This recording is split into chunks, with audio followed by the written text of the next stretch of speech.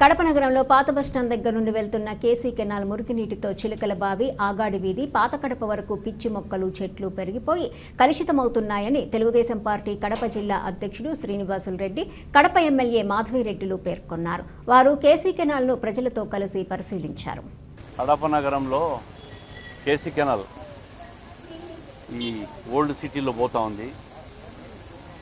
Drainage అంతా కూడా old KC కెనాల్లో పడి కేసీ కెనాల్ నీళ్లు డ్రైనేజ్ అంతా కలిసిపోయి చాలా అస్తవ్యస్తమైన పరిస్థితి.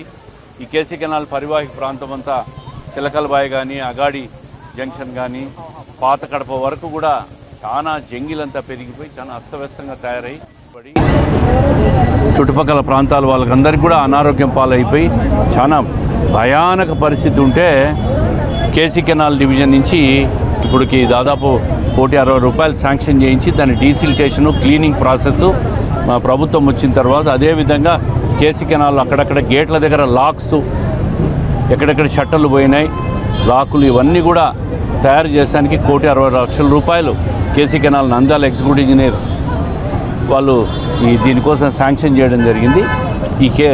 ఏదైతే బుగ్గవంకని మీరు చూసారో 30-40 సంవత్సరాలుగా ఎవరు క్లీన్ చేయని పరిస్థితి, అదేవిధంగా ఈరోజు దాన్ని క్లీన్ చేసిన తర్వాత పరివాహిక ప్రాంతం అంతా కూడా చాలా దోమల బారి నుంచి స్వచ్ఛందంగా అందరూ కూడా క్లీనప్ అయిపోయి సంతోషంగా ఉండరు. దాన్ని అదేవిధంగా టేకప్ చేసి ఈ కేసీ కెనాలు, ఉక్కాయపల్లి ఛానల్ ఇవన్నీ కూడా క్లీన్ చేసి స్వచ్ఛ కడప ఏదైతే ప్రారంభించామో ఈ ప్రభుత్వం వచ్చిన తర్వాత దాన్ని పూర్తిగా అమలు చేయాలా, నీట్గా తయారు చేయాలా, డీసిల్టేషన్ చేసి డ్రైనేజ్ వ్యవస్థను, కెనాల్ వ్యవస్థను వేరు చేసి ఒక శుభ్రత క్లీన్ చేయాలని చెప్పి ప్రజల డిమాండ్. ఇది ఈ ప్రాంతంలో ఉన్న ప్రజల డిమాండ్.